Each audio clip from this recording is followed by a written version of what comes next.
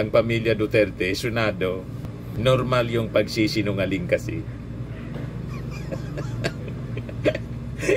Sa mga Duterte, di ba? Kaya kung mere statement ng denial, walang maniniwala, di ba? Tapos pag sa psychology po, pag defensive ang isang tao, ang ibig sabihin niyan, guilty. Ang kasabihan dito sa amin po, pag may lugad niya, minakirat. Ang kabayo, pag may lugad, minakirat. Ang kabayo daw, pag may sugat, nagre-react pag sinasakyan kasi siyempre masakit yung sugat sa likod. Kaya ang kabayo, pag may lugad, minakirat. Ayan ang lumalabas ngayon.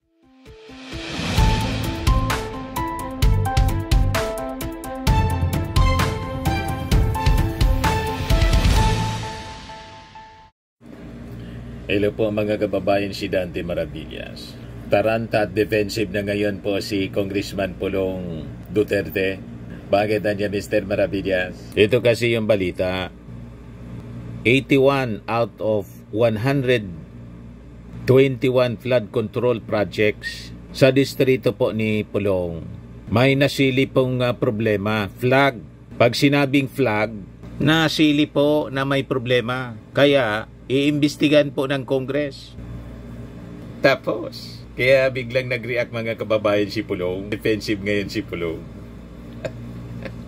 Sabi ni Pulong, yung mga flood control projects niya sa distrito ko, walang ghost.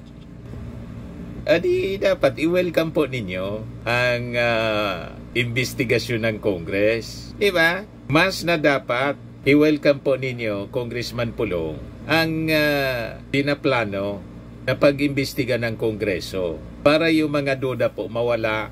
Pero kung kwento-kwento lang po galing sa inyo, malabo na maniwala yung mga mamamayang Pilipino kasi sabi nga dito sa amin, Senado na kayo, ang pamilya Duterte, Senado, normal yung pagsisinungaling kasi. Sa mga Duterte, di ba? Kaya kung mere statement ng denial, walang maniniwala, di ba? Tapos pag sa psychology po, pag defensive ang isang tao, ang ibig sabihin niyan, guilty. Ang kasabihan dito sa amin po, pag may lugad niya, minakirat. Ang kabayo, pag may lugad, minakirat. Ang kabayo daw, pag may sugat, nagre-react pag sinasakyan kasi siyempre masakit yung sugat sa likod.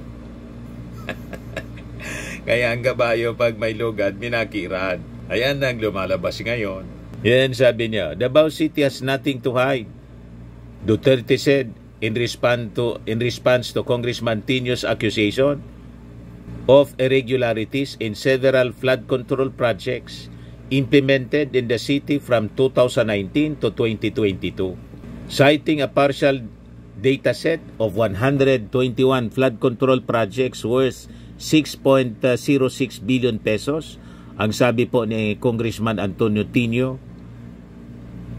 na ang kanya daw na team of analysts na pag-alaman na 80 contracts worth 4.35 billion and implemented in Davao in Matina River showed serious red flags.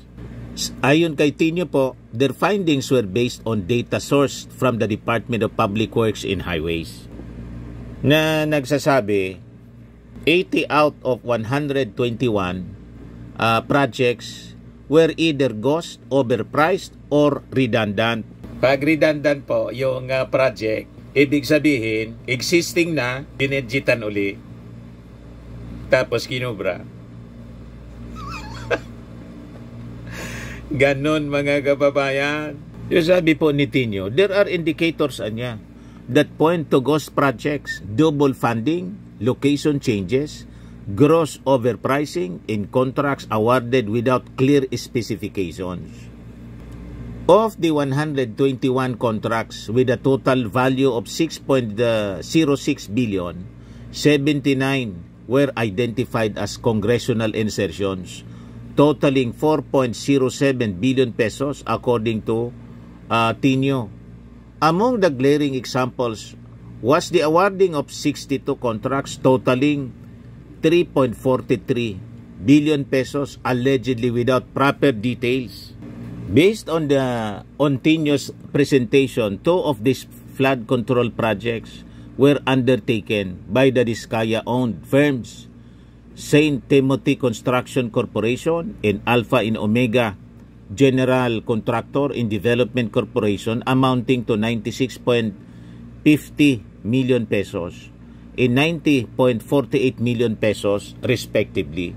Kaya po yung gustong paimbestiga ng Senado ni Jinggoy Estrada, nung yung chairman pa po si Marcoleta ng Blue Ribbon, ang gustong paimbestigan lang po 2022, focus lang anya tayo 2022 to 2025. Imalinaw pong tumiba yung mga Diskaya sa mismong pag-amin po. Sa pagtatanong po ni Bato de la Rosa, 2016 daw sila nagsimula sa flood control. At based po sa graph na present po ni Batangas Representative Chinky Luistro, 2016 po hanggang 2022 nag-peak in billions of pesos yung kontrata ng mga Diskaya. Ulit-ulitin natin ito. Projects, kailan kayo nag-engage ng flood control projects sa DPWH? Siguro mga 2016 onwards. Please make sure of your answer. Yes po, 2016 onwards po. 2016 onwards? Yes po.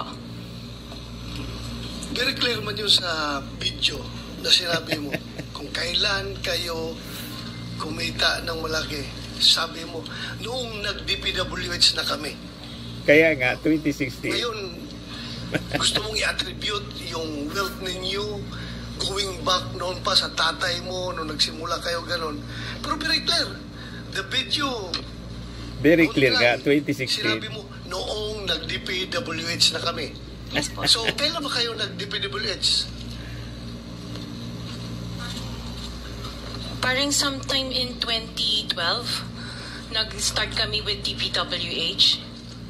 Can you be definite with your answer? Parang 2012, oh, please, because you are under oath, please, yes po. make sure of your answers. Sometime in 2012, we started with DPWH. We started with joining biddings. Pero prior to that, we were with local government. Yung mga flood control projects, kailan kayo nag-engage ng flood control projects sa DPWH? Siguro mga 2016 onwards. Please make sure of your answer. Yes po, 2016 onwards po. 2016 onwards? Yes po. Confirm. 2016 onwards. Natigilan si Bato. Nilaglag niya yung mismong Duterte administration. 2016 onwards, tumiba po yung mga Diskaya. Now you know kung bakit si Marcoleta, mga kababayan, ayaw na yung restitution muna. Para sa mga Diskaya, ibalik muna po yung mga nakulimbak, yung nakaw na yaman, before siya na pwedeng tanggapin sa Witness Protection Program ng DOJ. So malinaw na po sa inyo. At dito natin maintindihan kung bakit si Jinggoy Estrada, mga kababayan, ayaw niya na simulan ang investigasyon 2016. Ang gusto niya 2022 to 2025 lang. 2022 onwards niya. Mag-focus tayo. You see, gusto nila malinaw, mga kababayan, na pagtakpan yung previous administration. Kasi doon nga po tumiba yung mga Diskaya. Pati sa Davao. At yung Diskaya, naging kapartner ng CLTG. Yung construction company na pag-ari po ng tatay ni Bongo. Ito yung pagtatanong, mga kababayan, niya, presentation ni Batangas Congresswoman Chinky Luistro, yung graph. So if you are referring to the current administration, then this must be 2022 up to 2024 project, Mr. Diskaya. Tama ba yun? Yes po, Honor. Okay. So kaya mo natapos ang project is because nakipagkasundo ka sa mga taong pinangalanan mo sa affidavit mo? Hindi po ako nakipagkasundo, Your Honor. Napilitan lang po kami, Your Honor. Hindi po kami nakipagkasundo kasi ayaw po namin magbayad. Sa totoo lang, masarap po ang buhay namin. Mas malaki sana ang kikitain pa namin kung hindi po kami magbabayad. Ayaw po namin. Napilitan ka na makipagkasundo. Would that work for you? Yes, wala pa kami magawa, Your Honor. Okay. Hindi pa kami nakapagkasundo pala, Your Honor. Napilitan lang talaga. Nevertheless, you were able to collect the payment for the contracts because you wish to believe dahil nag-submit ka dun sa mga requirement nila. Revenue. Ito yung graph, which mga you kababayan. during your past operations. Secretariat, please.